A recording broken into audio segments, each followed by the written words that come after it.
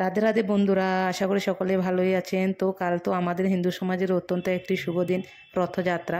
এই রথযাত্রা সনাতন ধর্মের অন্যতম ও প্রধান ধর্মীয় উৎসব বলে মনে করা হয়, যেখানে প্রতি বছর কাঠের তৈরি রথে করে জগন্নাথ দেব, বলভদ্র ও সুভদ্রা মহারানীকে ভ্রমণ করানো হয়। তো কালক্রমে এই রথযাত্রা হয়ে উঠেছে ধর্ম, বর্ণ, গোত্র নির্বিশেষের একটি মিলন ক্ষেত্র। শুধু ভারতের মাটিতেই নয়, বিদেশের মাটিতেও অত্যন্ত ভক্তি সহকারে এই রথযাত্রা পালন করা হয়।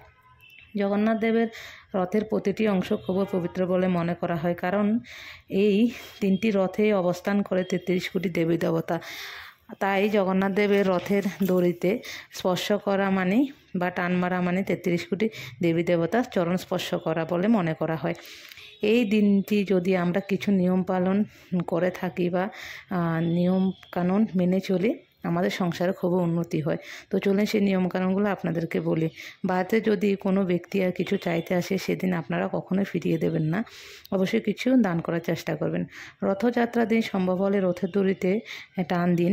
এই কাজটি যজ্ঞের সমান বলে মনে করা হয়। যে রাস্তা দিয়ে রথ টানা হয়, সেই রাস্তায় কিছুটা মাটি আপনারা একটি লাল কাপড়ে বেঁধে ঘরের ঈশান কোণে রাখলে সংসারের উন্নতি হয়, যেটা আমার মাও করে থাকে। তো রথযাত্রার দিন জগন্নাথ দেব, বলভদ্র, সুভদ্রার ছবি বা মূর্তি পূজা করা খুবই শুভ বলে মনে করা হয়। এই দিনটিতে আপনারা যদি গঙ্গা জলে স্নান করেন খুবই ভালো, বা গঙ্গা জল যদি না থাকে, ঘরের যে স্নানের জলে একটু গঙ্গা জল মিশিয়ে স্নান করলে সেই পুণ্য ফলটা লাভ করা যেতে পারে।